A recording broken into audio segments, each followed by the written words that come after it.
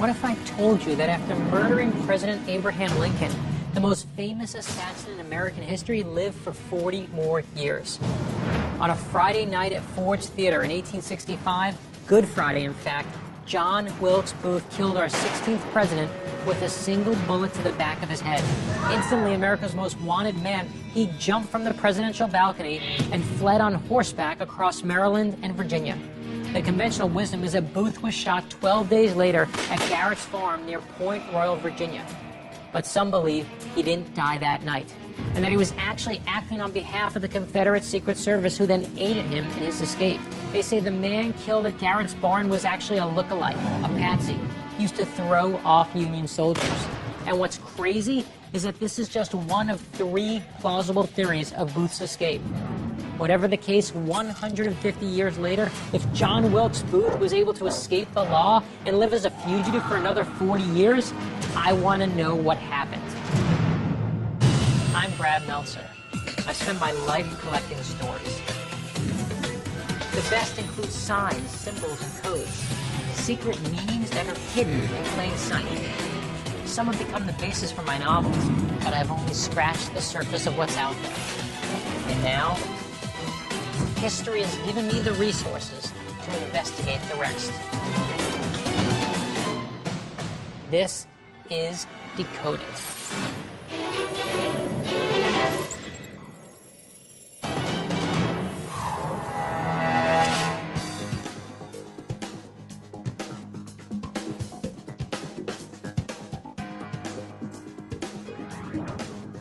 We're on the trail of the assassin. This is awesome. Ford's Theater, the scene of the crime.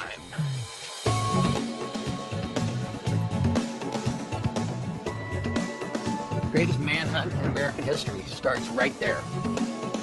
You know, he was shot right there. His wife was sitting next to him. There was another couple up in the box. I would think he would have been careful heading over to the president's box, because people would have been like, hey, what are you doing over there? Why are you headed that way? Apparently, that's the original picture of Washington. Ford's Theater was the perfect place for Booth to stage his final performance. As a famous actor, Booth was friends with the owner. He was in the theater's inaugural play, and he even got his mail delivered there. Booth knew the place inside out. This was home turf. On the night he shot President Lincoln, he didn't even try to conceal his identity. He walks in the front door while the performance is still in progress, says hello to people who recognize him, and then he makes his way to the hallway outside the president's private box. Presidential security back then was nothing like it is today. Lincoln generally traveled with 1 or 2 guards, and conveniently on this night, the man who was supposed to be guarding the door to the box wasn't even there. He left the theater to get a drink with some friends. So Booth peers through the peephole that he's said to have drilled in the door earlier that day to see inside. There was no guard inside the president's box, just Lincoln, his wife, and another couple. Booth had even memorized the play. He waited until the big laugh line, and when the big joke hit and everyone laughed, all Booth had to do was open the unlocked door, walk up behind the president, and shoot him. Many people think this is the act that led to Booth's death, but now, 150 years later, his family is finally coming forward to tell a very different story. So you are a relative of John Wilkes Booth. Yes, my great-great-grandmother was John Wilkes Booth's aunt. Are there emotions that you feel looking up at that balcony? Oh, absolutely. I mean, to be related to somebody that assassinates a president is, you know, a heavy burden. I was about 11 or 12 years old when my mother sort of laid on me that we were related to John Wilkes Booth. And that's when you first heard of it. Without skipping a beat, she said, you're going to be learning this in school. They're going to say that he died in the barn. He did not die in the barn. And he lived for many, many years. So And she was told the you first that paragraph. blockbuster piece of information Yes. right away. Yes, I had no idea that John Wilkes Booth had survived. The historians would come to our house and talk to my mother, and my mother didn't want to have anything to do with it. But eventually, she felt that it was time to tell the family side of the story. This was truly the great escape. After he shot Lincoln, Booth jumped from the presidential balcony. He actually got caught on a picture of George Washington. And some say he broke his leg when he landed. kind of jumping from this, though? 11 feet is what I recall. On pure adrenaline, he ran out the stage door to his waiting horse and galloped across the Navy Yard Bridge into Maryland. Some think that it was during this ride that he was thrown from his horse, and that's where he broke his leg. But either way, Booth can't walk. In Maryland, he met co-conspirator David Herold, and the two of them traveled for 2 hours, 14 miles, to a Confederate safe house, Surratt's Tavern. There, they picked up guns, ammo, and supplies. Booth never got off his horse and probably wasn't there for more than 5 minutes, but he had enough nerve to boast that he had just killed the President of the United States. And why wouldn't he brag? At this point, Booth thought he was a hero. Herold and Booth raced off from Surratt's and headed south for another 14 miles to the town of Waldorf, Maryland. But this time, it took them 4 hours instead of 2. The pain from his broken leg must have been killing him, and they were forced to make an unplanned stop at the home of Dr. Samuel Mudd. And this is the spot. This is the actual couch where John Wilkes Booth had his legs set by Dr. Mudd. Do you think he knows this is the guy who just killed the president, or? I don't think there's any possible way he could know. Mudd set his leg, and it was here that some say Booth took the first steps toward assuming a brand new identity, shaving his mustache, and maybe even coloring his hair. He was officially on the run. Later, for having helped Booth, Mudd was arrested, convicted, and imprisoned for almost 5 years. And you know that expression, your name is Mudd? A lot of people think this is where it came from Dr. Mudd. That is absolutely not true. It was printed years earlier, but it was cool. Booth and Herold left Dr. Mudd's in the morning. The manhunt for Booth was on. And he already had a $100,000 price on his head. So Booth and Herold spend the next 10 days trekking through the forest and swamp, making their way south, and they hoped, into friendlier territory. They arrive at Garrett's farm near Port Royal, Virginia, on April 24th. This is the fork in the road. The belief has always been that Booth was killed 2 nights later by Union soldiers, but there are a lot of people who believe that Booth was never at Garrett's barn, and that if he was there, it was only briefly. Garrett's barn was burned down, but Buddy, Mac, and Scott have found a replica that should give them some insight into what happened at the farm that night. So this is probably as close as we can get to seeing the actual barn. Definitely, yes. These slats open so that the air goes in and dries the tobacco. Oh, okay. Booth and Herold are at the Garrett farmhouse, and they were with 3 Confederate soldiers. They take him to the Garrett farmhouse. Did Booth have a mustache at the time, do you know? No, he had shaved his mustache off at the Mudd farm. And they still recognize him. Would you still recognize Brad Pitt if he had a little beard? Everybody had a mustache. Some of the women even had mustaches. Well, Now, it's about 2 o'clock in the morning, Okay. and the soldiers have gotten here. 26 of them. 26 soldiers, yes. It's dark outside, it's dark inside. So Herold is very anxious to get out of that barn. And Booth says this man wants to surrender, and he shoves Herold out the door. The soldiers say, come on out, we want you to surrender. And he doesn't want any part of that. So then one of the soldiers goes to the back of the barn, and they set fire to the barn. Now Boston Corbett draws his bead on him, and he shoots Booth, and it hits him in the back of the neck here. Immediately the doors are opened, and Booth is dragged out. why would John Wilkes Booth allow Herold to leave himself in there alone? Because he knows this is his very, very final act, and he wants the stage all to himself. This is his sexy finale. He's gonna go out with 2 guns. Right. Not with this guy that might take some of the credit. God forbid. What if he's better looking? Well, let's see what Booth was seeing. I want to go in there. This barn, to me, is where it gets really interesting.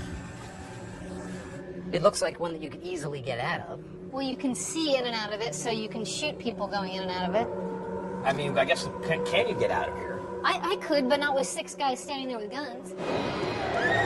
So all we're saying is that it's possible, you know?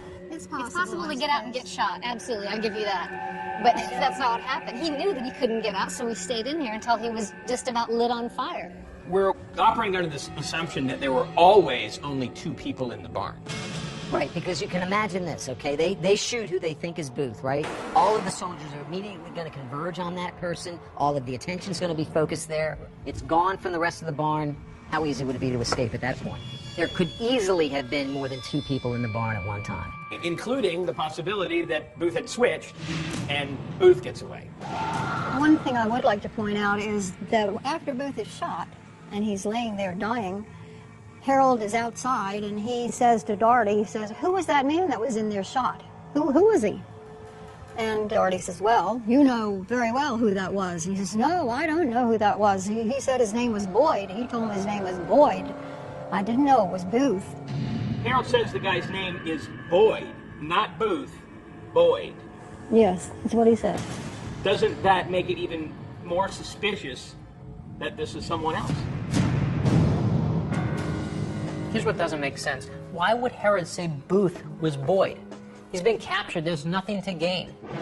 We've got to find out more about who Boyd was he even a real person? And here's where the spooky music starts to play. Is it possible that he was some sort of patsy placed there to take the fall for Booth?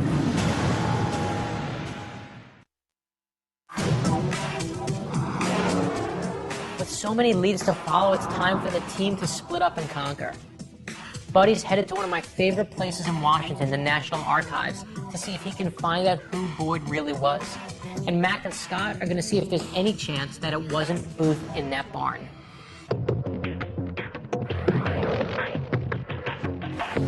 It's impossible that the man killed in that barn was John Wilkes Booth. 3 different witnesses said that the man killed in the barn had reddish hair. Even though it's a known fact that John Wilkes Booth had jet black hair. And Dr. May says the body looked much older than the John Wilkes Booth he knew in life and was freckled. But hair color, isn't hair color something that can be changed quite easily? Even if the hair color somehow had been changed, there's a lot of other evidence.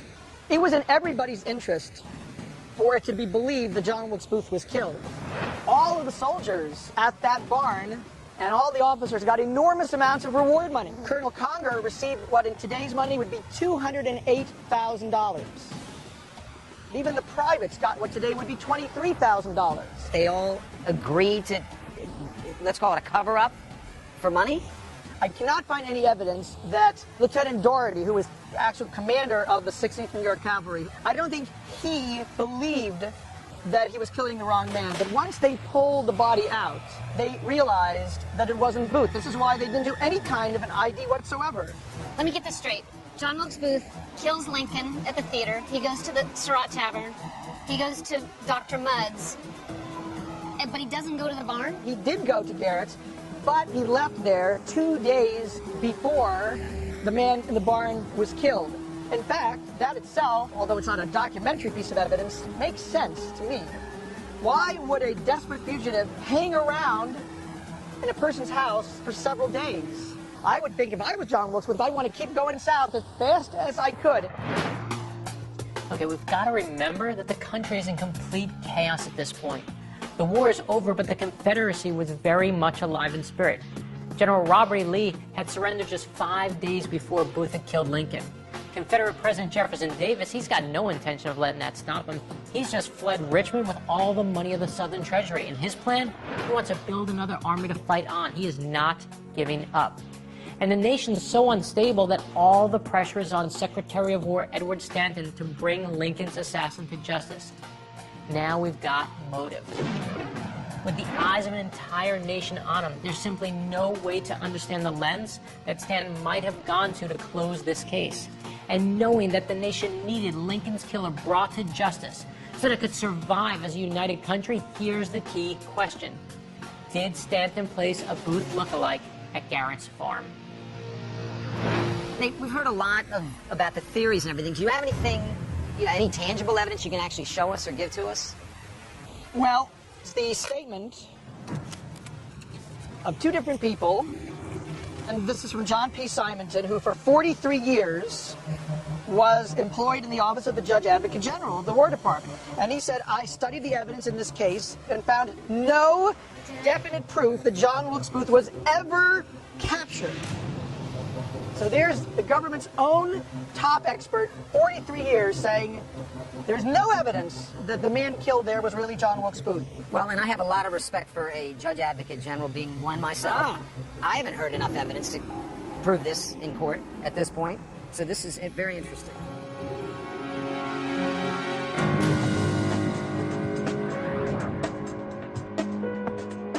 So this is an actual service record.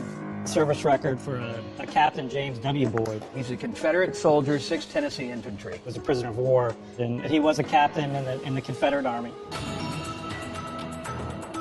By direction of the Secretary of War, I have the honor to request you will order Captain J.W. Boyd, Rebel Army, a prisoner of war recently transferred from Fort Delaware to Hilton Head, South Carolina, to be delivered to the Provost Marshal in this city, so Washington, D.C., with as little delay as practicable.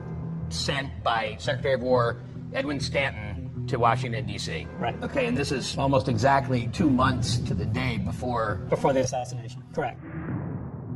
I think Boyd is a really important piece of this puzzle. Here's a guy who was a Confederate officer. He ends up getting caught and put in prison in South Carolina. Then, for no reason that we know of, Boyd is transferred to Washington, D.C. on Secretary of War Edwin Stanton's orders. I wonder what Stanton might want with him. That's not indicated in the record. Okay, but to your knowledge, That's the big question. were Confederate soldiers made into spies? Were they ever used as pawns in negotiation? The answer to that is yes to both. It seems really unusual to me that someone as powerful as Edwin Stanton would intervene in this particular soldier's behalf for his release, and especially so soon before the assassination of Lincoln. Because we don't have anything showing that he intervened on his release, which is the unusual part, because sometimes the president and the Secretary of War did intervene to get prisoners released. But in this case, we have something showing that he intervened to send him to a D.C. prison. At which point, they have him to do with Right. whatever they want. Right. He might even agree to be a spy. That is a possibility, yes. In fact, that's exactly who Boyd was. He was a spy for the Union. It was his job to inform the North about Confederate smuggling operations in Tennessee. But what many ask is, was Boyd actually summoned to D.C. to be the fall guy, to be inserted into the barn that night undercover and to actually become Booth? I know, I think it's totally out there too, but at this point, Stanton needs a body. And before you make your decision, wait till you hear about the corpse they claimed to be John Wilkes Booth. John Wilkes Booth was brought here and then was put aboard the Montauk, a Monitor-class ironclad. Was the autopsy itself performed on the ship? Yes, it was. It was performed on the ship, and I believe it was the afternoon of the following day. Well, who would have been present then? Who was actually there? Well, there were 13 people who were present. With the exception of 3 of those, they all had government connections. They were all connected either to the War Department or the Navy Department. 2 were photographers, and one was... Sorry, they were photographers, so there was photos taken. The story is that one negative was taken. The photographer was sent back to the studio with a detective accompanying him. The instructions were to develop the negative, the glass plate negative, Right. make a single print from it, Right. and then turn the negative and the print over to the detective, who was to then turn it in to Secretary of War Edwin Stanton. I'm not sure who actually got the negative, but it's been lost over the years, perhaps on purpose. Didn't his family identify him, his No. family doctor? Family was not allowed to see the body. They were not brought aboard the Montauk. Certainly there were fellow actors in the city who could have been brought aboard. Right, they were not. And they were not. And most surprisingly, many of the conspirators who had already been apprehended were being held prisoner aboard the Montauk. Why they weren't brought up to the deck to identify the body is a question that's never been answered. The chain of custody here is pretty suspect. I'm starting to think cover-up. And when you add a witness like Dr. John Frederick May, who operated on Booth years before, this thing's really starting to get murky. The temper of the interrogation is fairly clear, that he's under duress.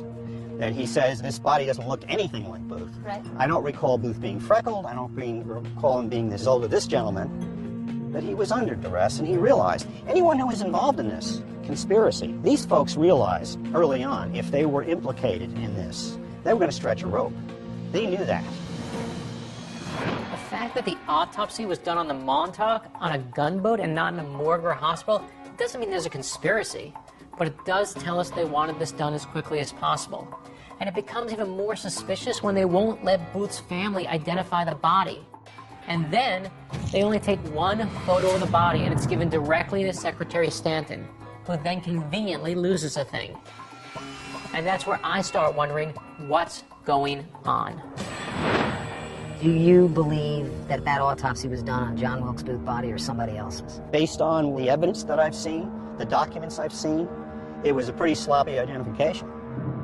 How convinced are you? Do you believe it beyond a reasonable doubt? I think I do, yes, I could say that. Rather than just go on and conjecture this until the end of time, why not use modern science to do it? It can't hurt. In this case, there are samples. That's right. The cervical vertebrae that were removed from the body and a little section of the spinal cord reside in the National Museum of Health and Medicine at the Walter Reed Army Medical Center. You could take a DNA sample. Right. And then you could do a partial exhumation of Edwin Booth's body, which is buried in Cambridge, Massachusetts. His brother, a close relative, certainly close enough for this kind of thing. I've always thought it was just a rumor, but Jan confirms there are bone and tissue samples at Walter Reed taken from the body on the Montauk. Whether these tissue samples are from Booth's body or someone else's body is the question. And we can answer that question with a DNA test. What are they waiting for? Why aren't we doing this? $64,000 question. I think from the professional historical point of view, there are many people who have a vested interest in keeping the story the way it is. The bad guy was caught and, resisting arrest, he was killed. Well, as you said, he got his just desserts, and there's people that like that ending. Right. It's a nice I ending. like that ending. It's a nice I ending. like that ending. Yeah. I want You to can know like this it, but guy if it's wrong, I it's grew up wrong. with that. We all grew up with that ending. Right. Are we happy with it? I'm not. To me, nothing would be stronger than actual DNA comparison, and now we know that's possible. It's just a matter of getting permission to test the piece of bone at Walter Reed and compare it to the sample of Booth's brother Edwin's body in Massachusetts. Yet in 1994, the Booth family and a group of historians petitioned the state of Maryland to have his body exhumed. The courts denied the request, but there's the question, right? Why would they possibly deny what would give them the truth? Now we're seeing the evidence. It's starting to look real, right? That the person shot in Garrett's barn might not have been John Wilkes Booth. So far, we've been exploring the possibility that it was James W. Boyd, and we've just located his military records. We're also analyzing evidence that suggests that the government might have known it wasn't Booth, but they covered it up to calm the nation. But the one thing I can't shake, look at the people who are telling us these stories. These aren't passengers on the crazy train. As they talk about it, good guy and bad guy in this story, the motive always makes sense. What's up? Good to see you. You look excited. Yeah, you look lit up. You want to just Yeah, jump in? Cut to the chase, man. What do you got? Okay, so I went to the National Archives, and James W. Boyd was a real Confederate soldier taken prisoner, okay, right before the assassination. He signed an oath of allegiance to the United States. What do you mean he signs an oath of allegiance to the Union? Essentially to the Union. Confederate He's turned. He's either turned or Stanton has decided on his own to use this guy either as a patsy or as a spy. He disappears from the historical record on February 15th, 1865. Ironically, 2 months before the Lincoln assassination, I found on my own the Neff collection of archives in Indiana.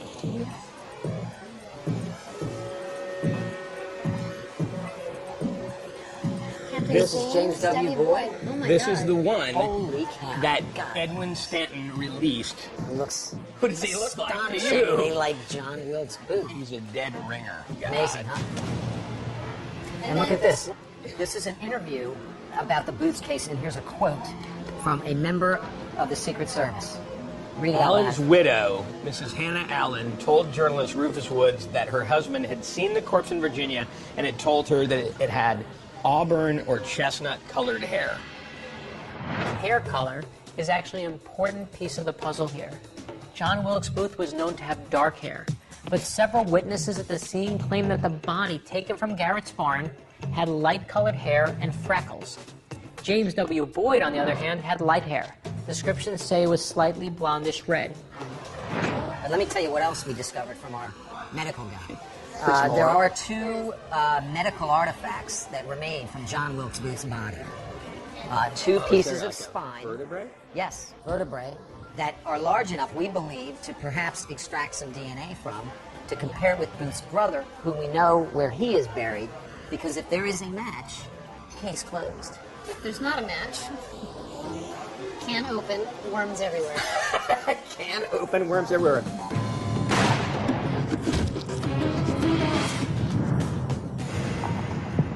Hey, Brad, it's Scott. Hey, Scott. This is the rewriting of history.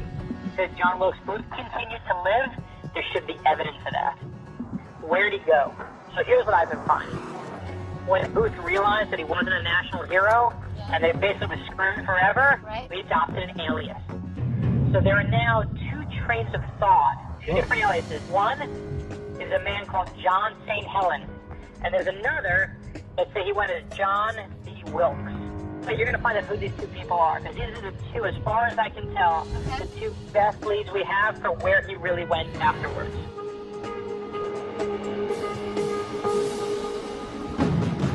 There are three strong possibilities. One is that Booth then assumes Boyd's identity, but there are no records of Boyd after April of 1865. Another theory is that he assumes the alias John B. Wilkes and flees the country. Fleeing the country is smart, but making your alias John B. Wilkes, that's dumb. But as a patriot, one who was willing to kill for his country, we also have to look at the possibility that he stayed in the U.S. and lived out his days in West Texas under the alias John St. Helen. There's compelling evidence for both of these last two theories.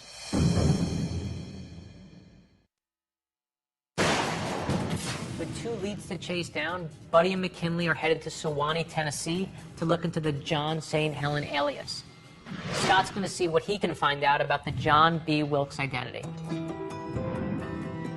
We're on the trail of John Wilkes Booth and what happened to him after Garrett's farm. There's some aliases that John Wilkes Booth may have taken on. One of them was J.B. Wilkes. What we have here is a 19th century case of identity theft. It's my understanding from several different sources that a lady from South Bend, Indiana, introduced John Wilkes Booth to a fellow in Terre Haute by the name of John B. Wilkes. He was born in Sheffield, England in 1822. Booth stole his identity and used that as an Englishman to go to India, where he lived out the rest of his natural life, died in 1883. This John B. Wilkes of India came to the United States in 1873 and had his picture taken. I've got a copy of the picture. You're kidding me.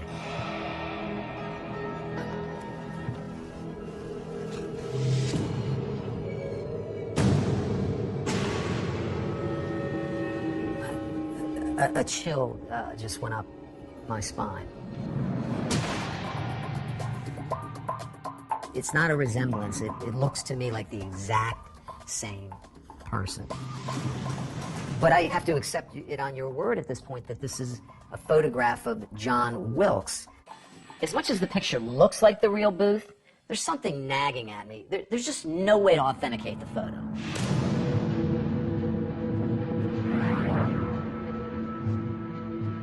This was my dad's library. It's where he did all his work on John Wilkes Booth. So do you have evidence that John Wilkes Booth survived the burning barn on Garrett's farm? We believe he did, and his signature appears in the Franklin County Courthouse in the marriage register. His actual signature, Yes. John Wilkes Booth. Yes. Wow. That's amazing. Arthur Ben Chitty was a historiographer at the University of the South and one of the main proponents that John Wilkes Booth used John St. Helen as an alias. Unfortunately, Dr. Chitty passed away in 2002. After growing up in a house surrounded by all things John Wilkes Booth, Chitty's daughter, M. Turner Chitty, has herself become a Booth expert. John Wilkes Booth got here probably in 1872.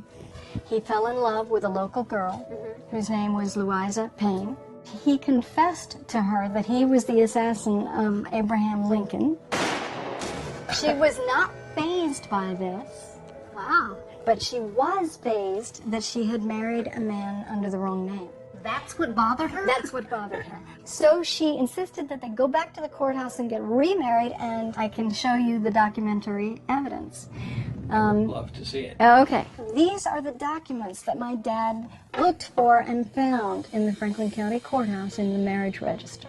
Signed by John W. Booth in 1872, which was 7 years after the escape.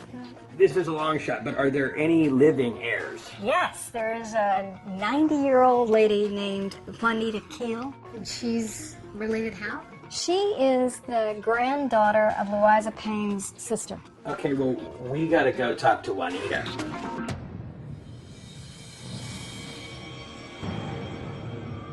I'd like to ask if you have anything more. Well, I do have with me a will that John B. Wilkes executed in India in 1883, 18 years after John Wilkes Booth's alleged death, that I think will prove to you beyond a shadow of a doubt that John Wilkes Booth survived and lived in India. So you're telling me that you're holding in your hand right now the will of John Wilkes Booth, the assassin of President Lincoln? That's what I'm telling you. I definitely want to see that. I do not see John Byron Wilkes' actual signature on here, and wills do have to be signed, and if it was, we might be able to do a handwriting analysis and compare it with any known signatures of John Wilkes Booth, correct? It would be wonderful to have the original will, but we have searched and searched and searched, and we just haven't been able to find it. So how does this prove that this person who wrote this will was John Wilkes Booth, the assassin of President Lincoln, after he was supposedly killed in the barn? This document contains special bequests to people who were either friends or family of John Wilkes Booth. Well, who were they? Tell me. The first specific bequest to Ogarita Rosalie Wilkes, natural heir of my body. That would be Booth's daughter by his wife, who's later mentioned, Isola Martha Stevenson. Why in the world would John Byron Wilkes be giving money to John Wilkes Booth's wife? And how would these two have even known each other, right?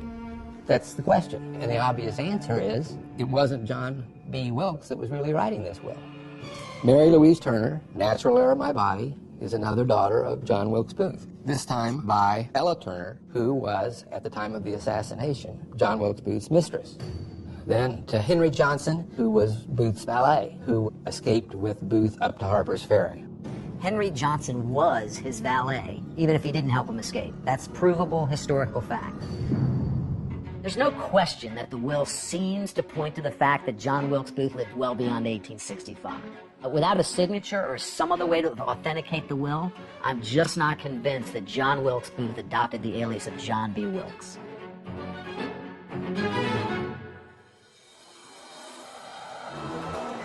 With the Wilkes identity becoming a dead end, Scott has joined Buddy and Mac in Tennessee to follow up some interesting leads on the John St. Helen alias. My grandmother's sister married John Wilkes Booth. The John Wilkes Booth? Yes. Does the family history tell you of when he dropped this bomb on her? They were married before he told her. You know, what name did he call himself at that time? He went by the name of John St. Helen. Oh. And then when he told her that he was John Wilkes Booth, and she insisted they go back and be remarried. That's what we because heard. Yeah, that's what we heard yesterday. Love is boundless. Even if you're married to John Wilkes Booth. That's right. So these newlyweds head to Memphis, and then what happens? She left because she was homesick, and she came back to live in the Payne house. And then he vanishes. He told her he'd come back, but he never did. How do you feel about it? How does your family feel about that connection, being sort of married to the mob? It was not to be talked about outside the family. Why are you open about it now? Well, at my age, I've decided everybody's dead that mattered, that would have been hurt by it, so I was going to tell it. Right. We came down here to Tennessee to follow up another connection to John Wilkes Booth, a person by the name of Mary Bates Webby. Do you know that name? Was she kin to Famous Bates? Would that be significant if she was? Well, he was a good friend to John Wilkes Booth. Would you like to meet her? Oh, I'd love to, yes. Well, we have a surprise for you. Here she is. Thank you. Thanks so much for coming out. Oh, it's my pleasure. How do you do? It's I'm such a so pleasure glad to meet you. I'm so glad to get to meet you. Bonnie L. Bates was my paternal grandfather, and he was a lawyer and confidant of John Wilkes Booth in Granbury, Texas. However, at that time, Booth was calling himself John St. Helen, and he became such a good friend of his that he gave him a picture of himself that was a tintype. But as you can see, it was so severely damaged that my grandfather had this painted from it. To complete the picture. Yes, Yeah. but he kept that so that he could prove that this is what he looked like, and he would have been highly recognizable in those days. John St. Helen. After that, my grandfather got a call. St. Helen was dying and had sent for him. He needed to make a deathbed confession. And so he told my grandfather how he had escaped. As he made the confession, my grandfather began to think that no man would make a deathbed confession this serious if he were not the real person. According to Mary's grandfather, Finus Bates, John St. Helen did not die that day. But he left Texas and later settled in Enid, Oklahoma, taking a new alias, David E. George. And here's the crazy part about that. The name appears to be code. Two of Booth's co-conspirators were David Harold and George E. Adzerat. David E. George. It's either a sly reference to Booth's true identity or just a guy with two first names. Many years later, 1903, he saw a clipping in the newspaper from Enid, Oklahoma, that said a man in Enid had confessed to being John Wilkes Booth, and the body was there in the mortuary. So my grandfather made a trip to Enid to be sure to identify the body, and he did find that it was indeed his friend John Wilkes Booth, or John St. Helen. The David E. George part is actually the best part of the story. The man committed suicide by drinking arsenic, and the arsenic combines with his embalming fluids, and it actually mummifies his body. So when Finus Bates arrives to identify the body, they actually give him the mummy because no one else claims it. Can we just stop here? One, we have a mummified body that people think is John Wilkes Booth. Two, people are giving away mummies. Over the years, Bates even tries to sell it a few times. He actually offers it to Henry Ford for $1,000, but ultimately it ends up in his garage. When Bates dies in 1923, his wife sells it to a traveling circus. It actually toured the U.S. for almost 50 years before it vanishes in the early 70s. Come on, we've got people paying to see a mummified body that they think is John Wilkes Booth. This is officially the greatest Abraham Lincoln story of all time. Here's what we know. There is evidence that John Wilkes Booth may have not been killed at Garrett's barn. But is the evidence airtight? Can it be proven beyond the shadow of a doubt that Booth was either John St. Helen or John B. Wilkes? The only way to really know for sure is to exhume the body, do the DNA testing.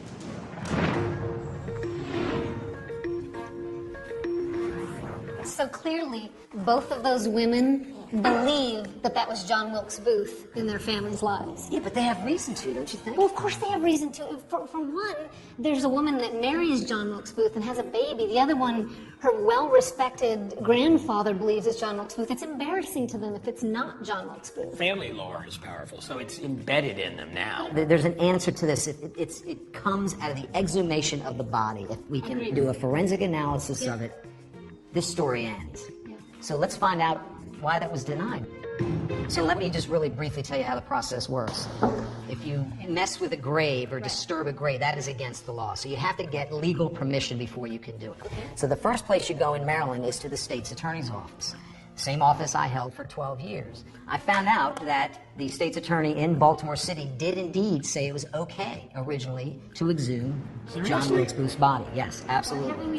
Well, somebody appealed to the courts, and it now went to a judge, and then the judge makes a decision. So it says here, to summarize, the alleged remains of John Wilkes Booth were buried in an unknown location some 126 years ago, And there is evidence that 3 infant siblings are buried on top of John Wilkes Booth remains. There may be severe water damage to the Booth burial plot, and there are no dental records available for comparison. Thus, an identification may be inconclusive.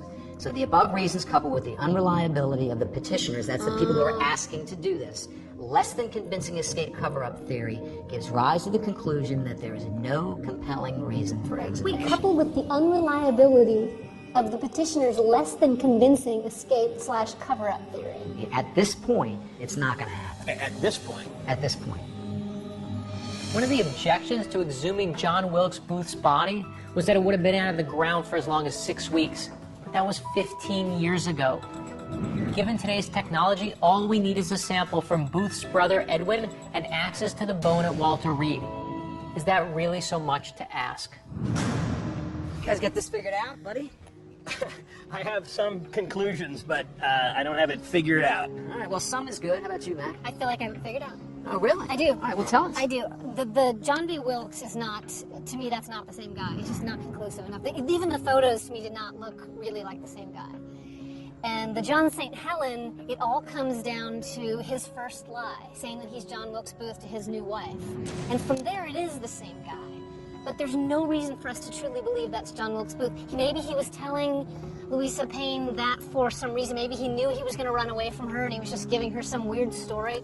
I mean, what seems more credible to me is the guy was chased for 12 days. Everybody was looking for him. A Confederate soldier even helped turn him in. He was not in a safe place. You can call me a skeptic, but I believe that John Wilkes Booth died in that barn, period. End of story. There's actually a lot of evidence for John Wilkes Booth taking on the alias of John B. Wilkes. There were photos, there were letters, there was even a will. And these documents were actually pretty amazing if they were real. But I just didn't think they would hold up in a court of law.